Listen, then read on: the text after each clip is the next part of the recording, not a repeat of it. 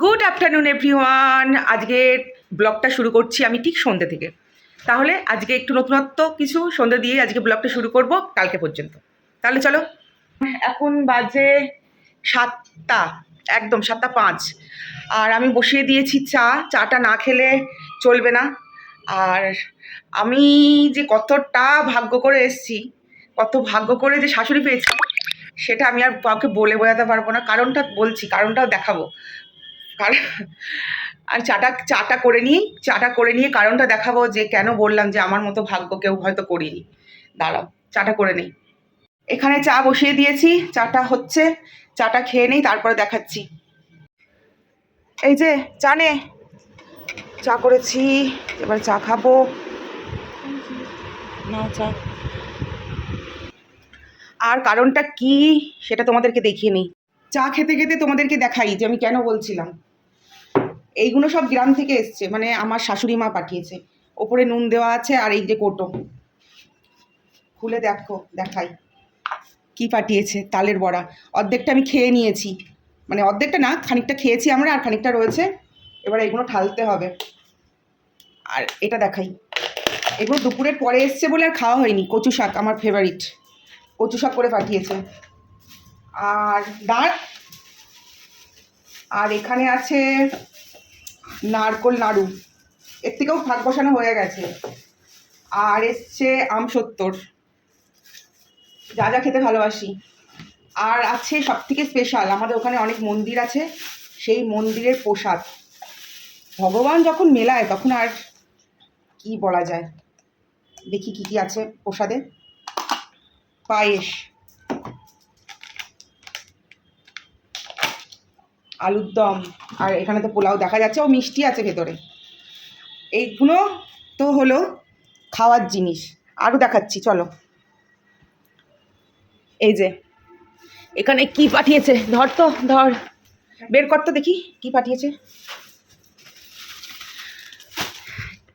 পুঁই শাক। আর কি এগুলো কি, ও ছোবড়া পাঠিয়েছে। দেখো বোজকটা ছোবড়া পাঠিয়ে দিয়েছে আমার জন্য। বলেছিলাম আমি যে আমি ধুনো দিতে পারছি না ছোবড়ার জন্য, ছোবড়া পাঠিয়ে দিয়েছে। আর কি আছে, আর আছে নারকোল। পারেও বটে, কপাল করে আর কপাল ছাড়া এত ভালোবাসা পাওয়া যায় থোড়াই।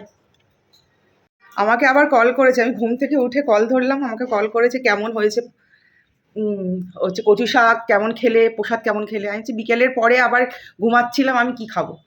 তাহলে এবারে চাটা খাওয়া কমপ্লিট করি, এবারে সব গুছিয়ে সব রাখতে হবে রাত্রিবেলা। তাহলে আর কিছু রান্নাবান্না করতে হবে না, আমার হয়ে যাবে সব।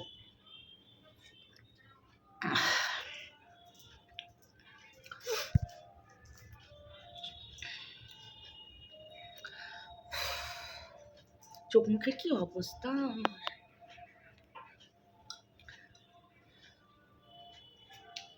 রাত্রিবেলা কিছু রান্না করবো না, কচু শাক প্রসাদ দিয়ে আজকে হয়ে যাবে। আর দুপুরবেলা চিকেন তো আছেই, হয়ে যাবে। মানে ওই প্রসাদ, আমাদের ওখানকার যে প্রসাদ, সেটা মানে কপাল করে পায়। আর এত মন চাইছিল প্রসাদ খাওয়ার জন্য, মনে হচ্ছিল যে কবে একটু প্রসাদ পাবো। এখানেও প্রসাদ পাওয়া যায়, কিন্তু আমি জানি না, আমাদের ওখানকার মন্দিরের প্রসাদের টেস্ট যেন আমার অন্যরকম লাগে।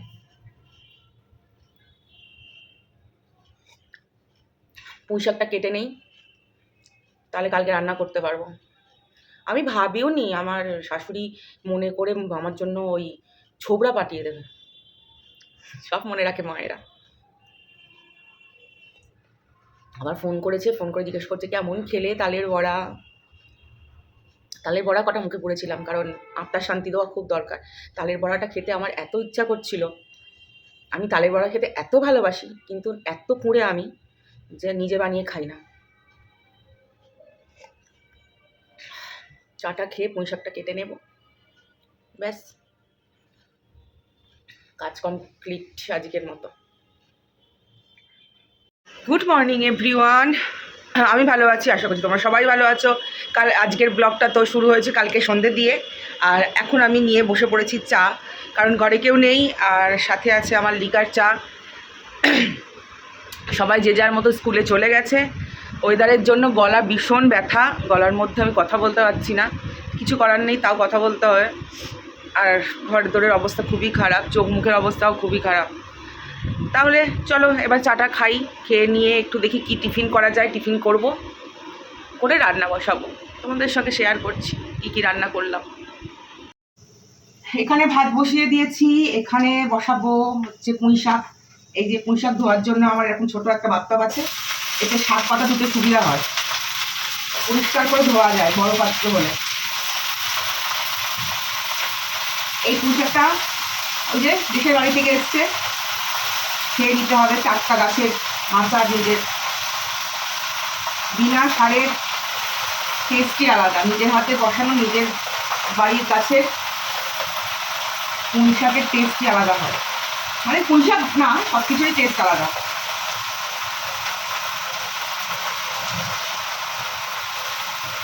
সোমবার স্নান টান কিছু হয়নি, পুজো আছে, রান্নাটা করে নিয়ে স্নান করে তারপর পুজো দেবো আজকে।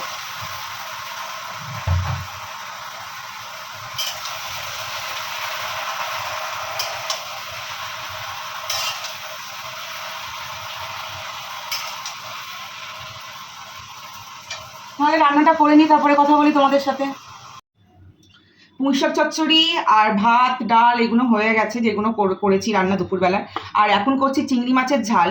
চিংড়ি মাছের ঝাল সবাই করতে পারে, আমি যেভাবে করি সেভাবে শেয়ার করছি তোমাদের সাথে।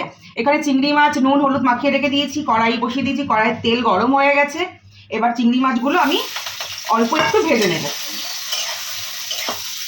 চিংড়ি মাছ ভাজলে তো শক্ত হয়ে যায়, বেশি চিংড়ি মাছ ভাজবো না, অল্প লাল লাল হওয়া পর্যন্ত একটু ভেজে নেব।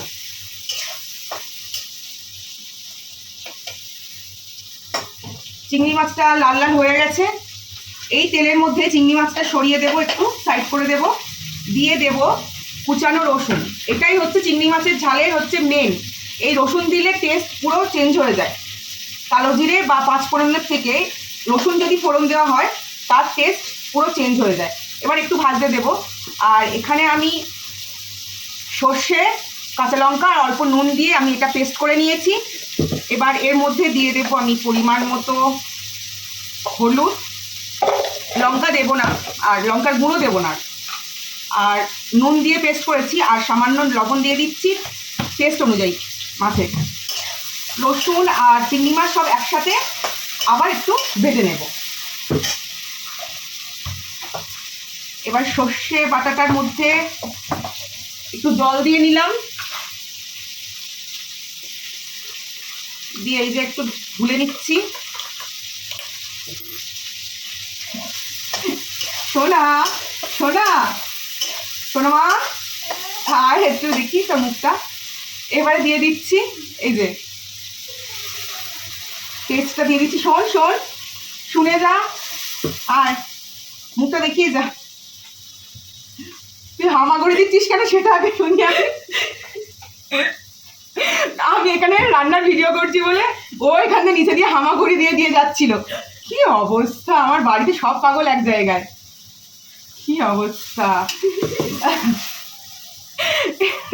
ওদের সঙ্গে পাগলামো করতে করতে রান্নাও হয়ে গেছে, টেস্ট দিয়ে কিচ্ছু না, জল দিয়ে দিয়েছি। এবার একটু ফুটে উঠলেই নামিয়ে নেব। আর আমি একটু ঝাল খাই, তোমরা সবাই এতদিনে জেনে গেছো, তাই কয়েকটা কাঁচা লঙ্কা না চিরেই দিয়ে দেব, যার যেমন দরকার পড়বে সে তেমনি নিয়ে নেবে। কি অবস্থা, পাগলি পাগলি। আমি এখানে ভিডিও করছি বলে রান্নার, ও হামাগুড়ি দিচ্ছে, শুধু মাথায় বড় হচ্ছে, বয়সেই বড় হচ্ছে। এবার একটু টেস্ট করে দেখে নেব। পারফেক্ট। কি কি রান্না করেছি? রান্না করেছি ভাত, এখানে রাঁধুনি ফোড়ন দিয়ে মুসুর ডাল, এখানে করেছি কুমড়ো আলু বেগুন দিয়ে পুঁই শাক চচ্চড়ি, এখানে খাওয়া হয়ে গেছে বলে এরকম লাগছে দেখতে। আর আছে চিংড়ি মাছের ঝাল, আর সবথেকে স্পেশাল আমার শাশুড়ির পাঠানো কচু শাক। তাহলে আজকে এই দিয়ে লাঞ্চ কমপ্লিট করব। আজকের মতো ব্লগটা এখানেই শেষ করছি, আবার দেখা হবে তোমাদের সাথে খুব তাড়াতাড়ি।